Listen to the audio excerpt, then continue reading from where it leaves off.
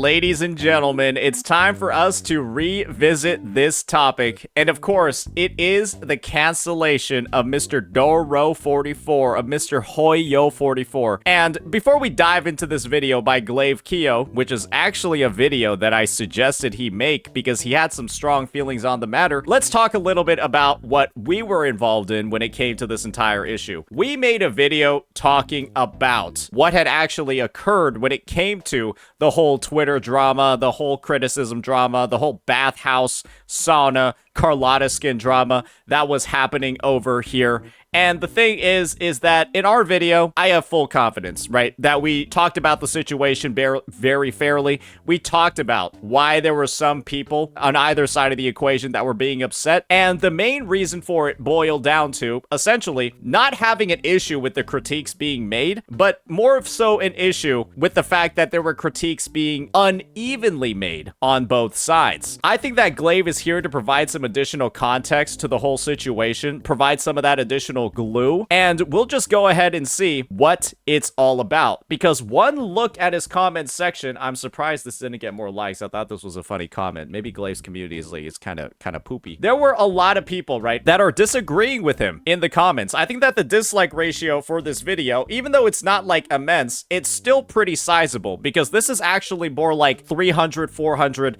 potentially even 500 dislikes on the vid. YouTube, with that plugin, actually understates the number of dislikes that are there.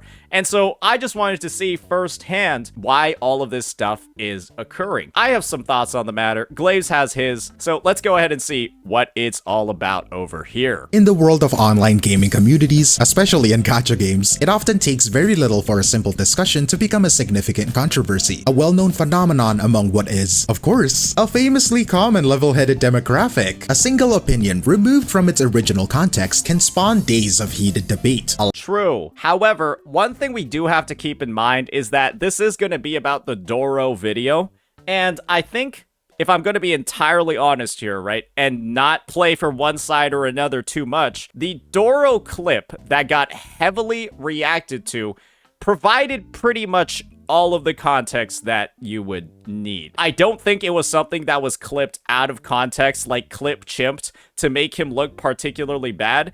It was actually a segment that was cut short, and if it was longer, could have actually made him look worse. I think that going ahead and calling this 1 minute and 18-second segment clip chimped or like out of context is kind of an unfair way to view the situation. Because when you look at the fact that Doro's original video is 11 minutes and 24 seconds, so it's not like we're taking like a minute clip from like a 20, 30, 40-minute video and then going crazy with it. This is a pretty sizable part of what he was actually saying in here. And the thing is that in that clip that we just showed, the critiques are getting cut short. He actually goes further in towards the end. It only ends at the Carlotta segment, right? Critiquing her swimsuit. It actually goes further into and talks about the design of Cartithia and how she's the most expensive unit in the game. So that's just a little bit of glue right there. Let's keep watching now. Spawn days of heated debate, a length of time usually reserved for deciding where to eat with your significant other, if gacha players have significant others. A recent example of this phenomenon involved the content creator Doro44, following his review of the latest Wuthering Waves update. On the surface, the story that unfolded was a familiar one. A prominent creator, known mostly for his Genshin Impact content, made a few critiques of a rival game.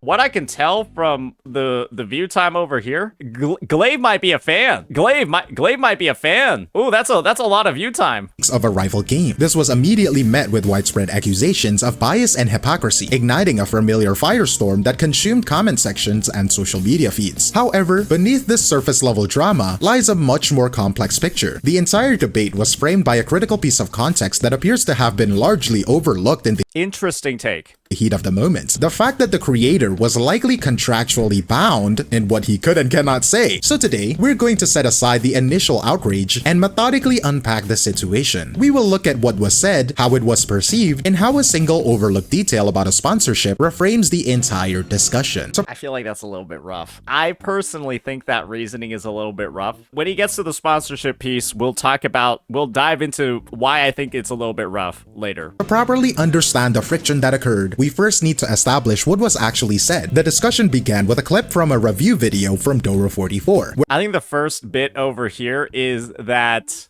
well, I don't think the thumbnail is doing Doro that many favors. From the perspective of the face that he decided to choose and the whole comma but, it does add, you know, it does give that sort of like air of skepticism. It does make it seem like, oh, there's something like really, really, really bad, or like, you know, it's got like something that's actually pretty wrong with it. And when we get into the actual critiques that he made, it's like, it's not really that deep. Where he laid out a few specific critiques about the latest Wuthering Waves update. It's the trope where all the characters are just in love with Rover in the story quest. The first point he raised was about a particular narrative device. He expressed a sort of fatigue with a trope where the protagonist becomes the object of affection for a significant portion of the cast. He noted that while the recent quests seemed to be avoiding this at the beginning, it eventually leaned back into the familiar pattern, which he met with a sense of resignation. Following that, his attention turned to a new gameplay feature. I think this is potentially a little bit of disagreement that some people could have as well. I think a lot of people that play the 2.4 quests don't really see this whole sort of like everybody being in love with Rover sort of deal happening with Lupa.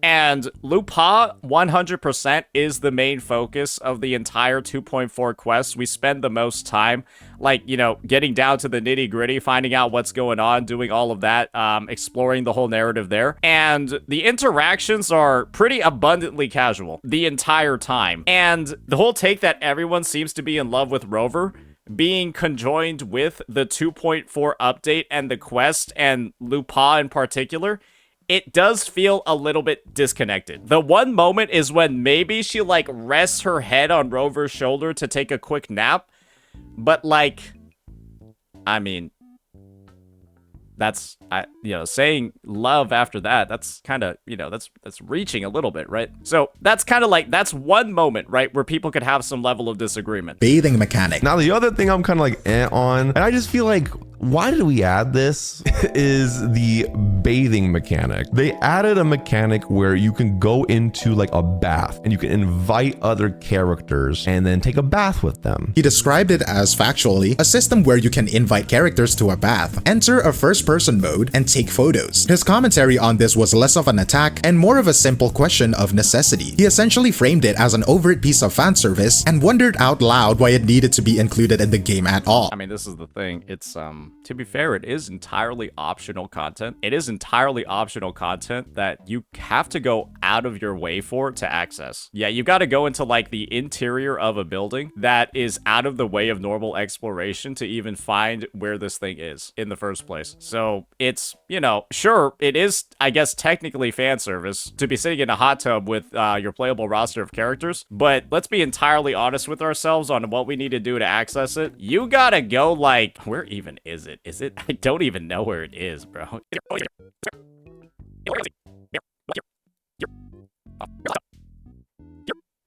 So it took us that long to find where it is, brother. I'm gonna be real. Yeah, that at this point, this is kind of just like, surely it's like down here, right?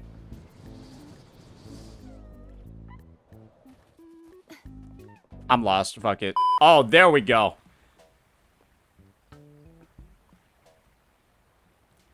There's like no label. You actually have to search so much to be able to find it. Guys, it's really not like, yeah, it's not like it's like shoved in your face. Finally, this line of thought led him to the new swimsuit skins. His opinion here wasn't a blanket condemnation, it was more nuanced. He described Changli's skin as tasteful, but characterized Carlotta's as being, in his words, more out there, implying that it was too revealing for his personal preference. Changli's is actually really pretty and I like it. It's tasteful, but Carlotta's, like, it's just out. And I get it, swimsuits look like that.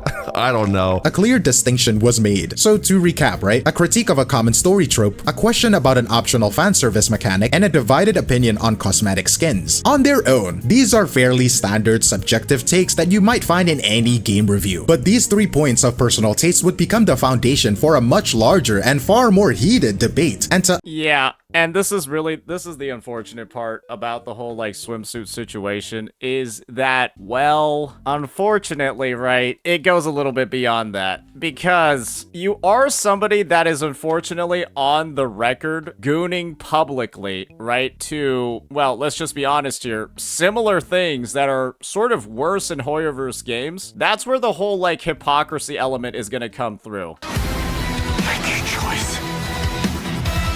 I might be wet. Sorry, what? Oh my god, he's so badass.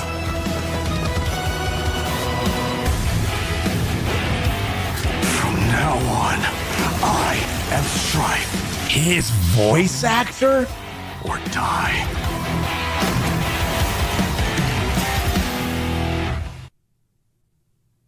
I've got to say it. What's a Honkai Star Rail? You showed that to somebody, they'll probably download the game. This man did something to me. A primal something just came out. I think I'm pregnant. Yeah, that is like, people are just looking at stuff like this, and I don't think it's necessarily fair for there to be that much of a, I'm just gonna be honest here, right? Like a critique for somebody that's pointing out the level of hypocrisy that there is when it comes to, let's just be honest here, Doro's kind of being a bit of a Puritan when it comes to the design of Carlotta, and then proceeding to like announce to your chat or announce to your audience that you're coming yourself to My Day. Right? Like he just was just out there saying that he just came to My Day and like now he's pregnant. People look at one example, they see the other, and they're just like, oh man, this is a little bit stinky, right? It's just a little bit stinky. And I think people having that opinion, it's a fair one for them to have. Because, let's be honest here, this is all public, right? This is stuff that people are easily able to find. These are things that people remember. Because I'm not saying that there's anything wrong with this interaction necessarily. It's just more so a matter of, it's, hey, we've interacted like this before, but when it comes to another game, right, that I'm also getting sponsored by, that's also not my main audience, I am now suddenly a lot more critical about somewhat sexual designs, even though I just gooned live on air to a shirtless man. So apparently, if you go into the character menu and you look up, it censors it, right? You go here, you open up any artifact, you enhance it, and then we teleport back to Fontaine, and then you open up the character menu instantly. The censor should be gone. What sorcery is this? Yes, it is. I did not think that was gonna work. Damn, she got cake on her, bro. I did not think she had that much of a bakery. No! Oh! It like caves inward. He literally just teabagged the f out of us. I did jeans? That's crazy. Okay, no, I gotta see it now. Hold on. I did not know that Miss Jane over here was built like that. Now. Ooh, that's not good. Ooh, I'm gonna be real, that's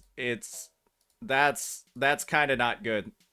That's kind of not good. To understand that, we need to look not at the critique itself, but at the reaction it provoked. The initial wave of responses on social media quickly framed these points not as simple preference, but as hate. This is a common rhetorical escalation online, but it quickly solidified into a much more specific and more potent accusation, which is hypocrisy. The dominant belief that formed was that Doro44 doesn't hold Hoyoverse games, his primary area of content, to this same standard of scrutiny. The question was repeatedly asked, well, we have two records of it that we just saw where, yeah, he's gooning over stuff in the game. Explicitly and implicitly. Why do these strokes in Wuthering Waves warrant a focused critique when similar examples exist in games he regularly covers? But we just saw two examples of him kind of not doing that. And this is where a conveniently pre-existing framework came to play. The Hoyo Shill label was immediately applied, suggesting that his critique wasn't made in good faith, but was instead an attempt to undermine a competitor. It is important to understand this, because the label itself provides a narrative shortcut. So this is the thing. You could use the Hoyo Shill label as it's being done to undermine a competitor, or it's being done not to alienate his active audience. It's being because one of my definitions of a Hoyo shill is you not being willing to talk about negative parts of your game, but you're openly willing to talk about the negative parts of others. One thing Doro doesn't do is openly talk about the negative things in the Genshin Impact, HSR, games like that. He'll mention them on stream, but are there videos, right, where he's openly critiquing stuff in the same manner that he did for Wuthering Waves? Were we willing to even mention the name Genshin Impact when we were talking about critiques of it? It's all indirectly mentioned to the other game, other characters, other gachas, but never actually specifically, right? Which, you know, leaves room for plausible deniability, leaves room for interpretation, all of that. And the thing is that, well, when somebody sees one thing being referred to directly, and, well, we just pulled out the receipts over there of, you know, him gooning to My Day and then him gooning to, you know, Genshin Impact characters with their fat cakes, right? It allows one to dismiss the content of the critique by questioning the motive of the creator. The entire discussion was now being viewed through this lens. In response to this, Doro44 offered a defense. He stated that he had, in fact, criticized similar things in Genshin, but had done so on stream. This explanation, however, did not seem to land well. For many, there is a clear distinction between a fleeting comment made during a live unscripted stream and a critique given space in a dedicated produced video on a main channel. Absolutely, yeah, there is a big difference between the two. Whether intentional or not, the difference in platforms reinforced the very idea of the double standard. The perception was that the critique for one game was ephemeral and accessible only to a core audience, while the critique for the other was permanent and presented to all. This perception was then crystallized in a more direct callouts. One particularly widely shared tweet contrasted the community's often enthusiastic reaction to revealing male characters with the moral objections to female swimsuits. It framed Doro's critique not just as preference, but as a specific form of performative hypocrisy. This moved the accusations beyond simple game bias and into a more pointed commentary on the creator's own values. So the narrative that formed was clear and compelling. A biased creator, beholden to one company, unfairly applying a different set of rules and perhaps a different set of values to a competitor. And yep, I think Glaive is summarizing the situation pretty well. I guess we just ended up finding some additional glue that, yeah, it's not just the dudes that he goons to in the Hoyoverse games, he also goons to the woman as well. On the surface, it seems straightforward, but this narrative relies entirely on viewing the critiques in a vacuum. Once you begin to introduce the full context surrounding the video, that picture starts to become significantly more complicated. And that narrative, the one of a biased creator, is very compelling, but it has one significant vulnerability. It requires you to ignore the video itself. The video in question runs about 10 minutes. The segment that contains all three of the controversial critiques, the master love trope, the bathing mechanic, and the swimsuits, lasts for less than 90 seconds. It is positioned at the very end. So the natural question is, what was happening in the other 8.5 minutes? I guess this is my take on it. Does it matter what happened in the other 8.5 minutes? This is obviously an extreme example, right? If I'm talking to you civilly for 9 minutes, and then for the last minute of the conversation, I start yelling at you unreasonably, think I'm like cosplaying Ryuku Sensei for a second, does it matter what happened during the other 9 minutes where I was talking to you civilly? I don't think it particularly does, because I'm doing something that you're viewing as irrational, and I'm doing something that you view doesn't make sense or doesn't click, and you're probably going to remember a lot more the stuff that you disagree with when it comes to my take, or again, the conversation that we're having. And I think that's essentially what happened in the Doro video, is that I can fully understand and recognize that he spent a good portion of it glazing the game, but him glazing the game also doesn't negate the fact that you can also still find his takes hypocritical. I don't think it's like just because he glazed the game that suddenly means that you can't find his takes hypocritical. Maybe I'm out of line there, but I think that's a pretty reasonable thing to say. The answer is extensive glazing. Sorry, extensive praise. He spoke at a length about the quality of the new story quest, lauding its pacing and characters. He complimented the art direction and the design of the new area. Great. And highlighted several quality of life features and events as significant improvements for the game. By Great. any objective measure, the sentiment of the video was overwhelmingly positive. And that's great. But that also doesn't negate the fact that you can still find a segment of his video that isn't represented as well faulty. This reveals the fundamental mechanism that drove the entire controversy: cherry picking. A small critical segment that aligned perfectly with the pre-existing Hoyosho narrative was isolated from its original context. It was then amplified, shared, and treated as if it were the representative of the entire video's message. I don't think that anybody was necessarily saying that. And this is the thing. I feel like Glaive is kind of missing the plot over here. I don't think anybody in their right mind was taking this 1 minute and 10-second clip and thinking that was representative of his entire video. I feel like a lot of people were kind of just saying that, well, I don't particularly care about what was in your other video because I care about the takes that you're making here. And you could be saying anything for the first 9 minutes, but I'll still think that this take is not good. So again, it's also a matter of like, you know, I'm having a civil conversation with you for 9 minutes, and then I scream at you for 30 seconds. You can't say that, oh, because I had a civil conversation with you for the previous 9 minutes, you gotta view my screaming differently. And obviously, again, that is an extreme example. It's just, that's kind of what we're being asked to do over here. Yeah, I'm allowed to agree with certain things and then disagree with others. It's not like the part that I agree with suddenly makes the parts that I disagree with different. Or I should suddenly start agreeing with the parts that I disagree with. Which it clearly was not. The 85% of the video that offered praise was rendered invisible. Now on its own, this Because it's not relevant to the discussion. That's the thing. I don't see how any of the previous part of the video is relevant. Does knowing that he was glazing the game before make his take different fundamentally? I don't think it does. This fact pattern is enough to suggest that the reaction was, let's say, disproportionate. But there is another, far more critical layer of context here, one that almost entirely absent from the online discussion, and one that reframes not just the criticism, but the praise as well. The video was sponsored! And this is the thing, I don't see how it being sponsored changes anything.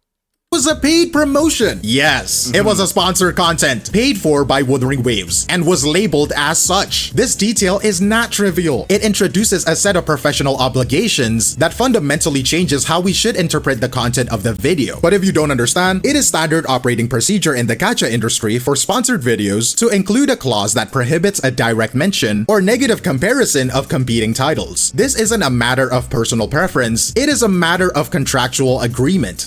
Yeah, and this is the thing. Unfortunately, you want to know what would have avoided Doro getting in hot water over here? It's this simple. If Doro had made critiques, open critiques in his videos about the Genshin patches, talking about the fan service, talking about the master love of Sitlali, talking about and critiquing Firefly and her love of the Trailblazer, if he had made public videos about that and then proceeded to make these critiques, even in the dedicated video about Wuthering Waves, he would not be in as much hot water, right?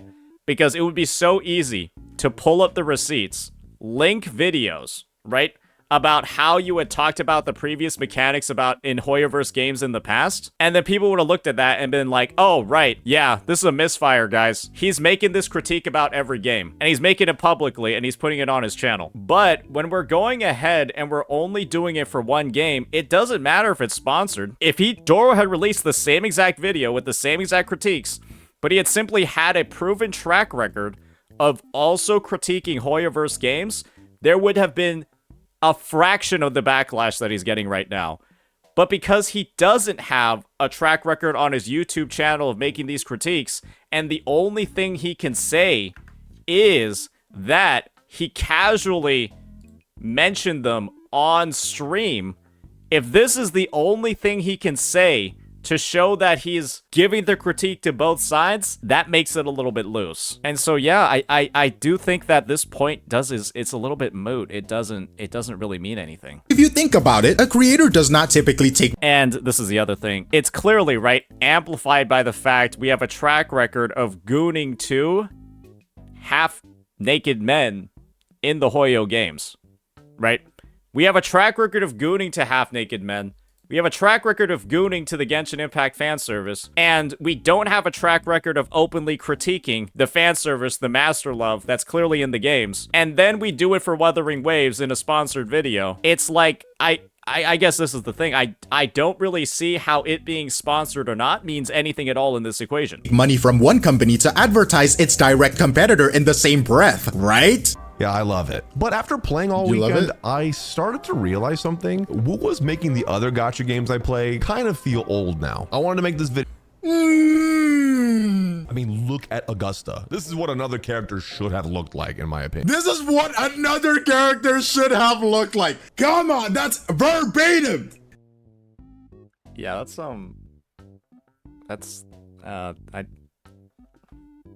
I feel like we're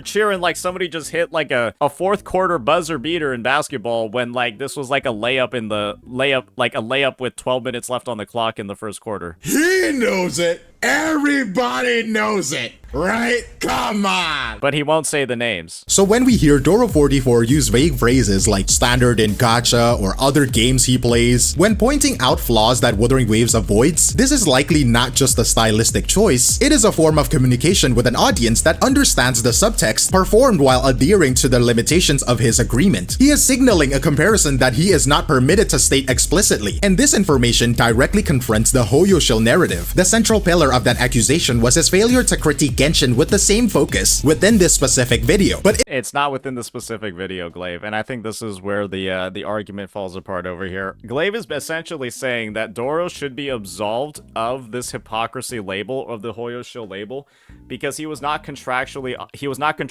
allowed to mention Genshin or mention Hoyo in his video.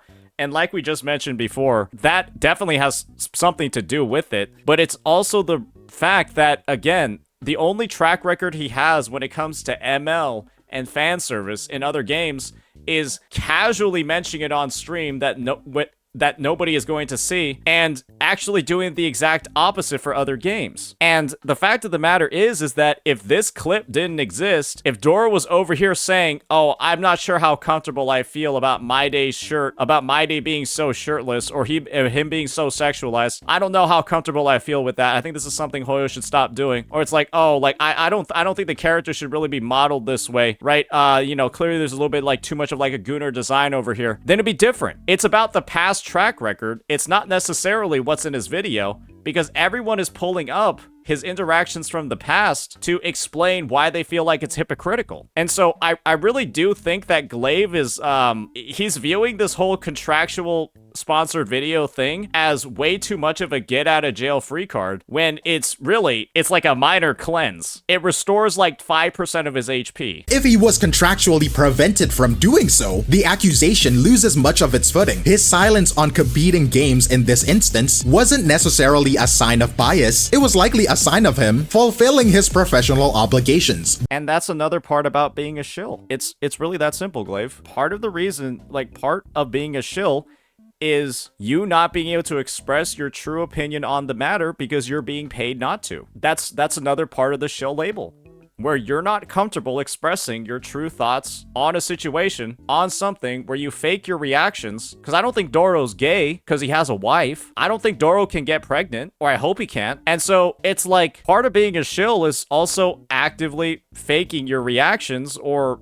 hiding how you truly feel about matters. And just because Kuro Games gave him the opportunity to not fake certain things and be genuine, that doesn't mean that people can't call out his history of not being genuine in the past. Because let's be real here, I don't think he was particularly genuine about how he actually felt about Hoyo games if all he could have done is just lightly mention them on stream. This context explains the structure of the video and the language he used, but it also introduced a paradox. It casts his decision to include any criticism at all in a completely new and frankly much more interesting light. It presents us with the curious question: if a creator is being paid by a developer to promote their game, why would they include any negative feedback at all? The path of least resistance, right? And certainly the safest one from a business perspective is to offer unqualified praise, to shill the hell out of the game. You fulfill the terms of the contract, you deliver an uninformedly positive message, and you maintain a frictionless relationship with the sponsor. To Well, it's because Kuro Games is open to getting critiques about the game because they'll actually make changes and fixes and updates, and they're not scared of, you know, their laziness being pointed out, which, you know, clearly Hoyoverse is, because they don't fucking fix their game, so they don't want you to talk about the problems in it because they're never gonna fix it. Deviate from that path even slightly by including points of personal dissatisfaction is a calculated risk. It introduces friction where none is required. So why take it? The most logical answer is that it's a gesture of authenticity, aimed not at the sponsor, but at the audience. By including his genuine, albeit minor, issues with the game, he signals that he is not simply a mouthpiece for the developer. He is attempting to demonstrate that, despite the financial arrangement, the opinions being presented. It's because Kuro allows you to make the critiques. Glaive, it's not like Doro put his foot down and he was like, I'm not doing this contract, Kuro. I'm not doing this contract unless you let me critique the game. I think that's 99% that did not happen. I think Kuro simply just allows you to critique the game in the content, in the sponsored content that you make. It's not like Doro like took some fucking planted his fucking flag bearer standard into the ground and was like, well, this deal is not happening unless I get to do this, Kuro Games. He didn't do that, man. Presented are still his own. In an ecosystem where viewers are, rightly, very skeptical of sponsored content, an act like this can be interpreted as a mark of integrity. It is an attempt to build and maintain trust with the people who actually watch and support the channel, even at the potential cost of displeasing the brand paying for the video. So Glaive, you have to get the video approved by the sponsor before you can upload it. So what's going? There can only be critiques in the video if the sponsor allows for it. what began as a simple critique of a game mechanic has led us through a firestorm of hypocrisy accusations, only to be reframed by the context of cherry picking, and then reframed again by the complex obligations of a sponsorship. Understanding this full multi-layer picture now allows us to Bro, it's like, I get the angle that he's trying to come from. This is like, oh yeah, like Doro took like a risk. Doro was like, Doro put himself out there to get this critique over. It's like Doro took some L's with Kuro Games to get this critique out there and put such a pointed level of criticism in the... It's like, no, he didn't, bro. No, he didn't, man. That's not what happened. to look back at that initial flashpoint and draw a more considered conclusion about what this all really means. When you strip everything away, the controversy was not truly born from the critique itself. The points raised were not particularly inflammatory or egregious. Instead, the fire was ignited by a short, out-of-context clip that served as a perfect fuel for convenience. I don't think the clip was out of context either. Like you said, Glaive, 90-something% of the video was pure glazing, and then the clip included how he was transitioning over to talk about the critiques of the patch, and that was all that was covered in the clips. So I don't even think we can say the clips are out of context either. This is the clip, right, that went viral. I'm gonna get this one out of the way because I know a lot of people don't like this. It's the trope. It's just, there's no splicing. It's just the entire take. There's nothing like being done to like molest the sentence structure or do anything of that. It's an in-context clip. I think it's crazy to call it out of context. Pre-existing narrative about a biased creator, and this points to a fundamental signal-to-noise problem in the way online discourse operates. The full context, right? The 8 minutes of pure glazing that surrounded the 90 seconds of critique, and It's not 98%. It's like 90%, or maybe even 85%. even the more crucial framework of the sponsorship and its rules. The sponsorship has nothing at all to do with it because he's getting critiqued for his past takes and how he's openly critiquing Wuwa for certain things that he's never critiqued other games for in the past. And sure, him mentioning Genshin in his video would have been fine, right?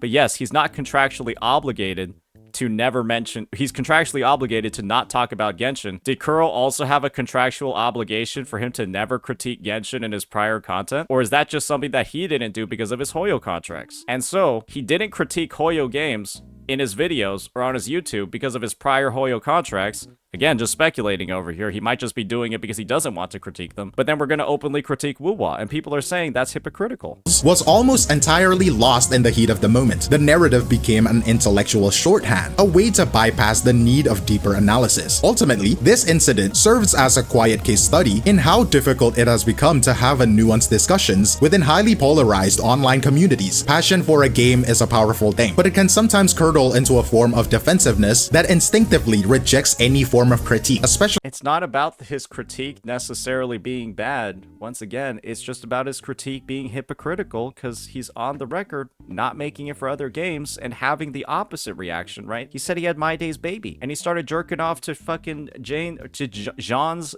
cake. That's all it is. It's just like, hey, should we really listen to this guy when it comes to his critiques when he's not willing to make the same critiques for his main game? That's it, right? And I'm not going to fault anybody or say that they're out of line or say that they're going ahead and they're jumping to conclusions when the reaction that they're having is relatively civil. It's relatively reasonable. It's not like it's coming out of nowhere. And the defense that I think Glaive has provided in this video is honestly a little bit flimsy.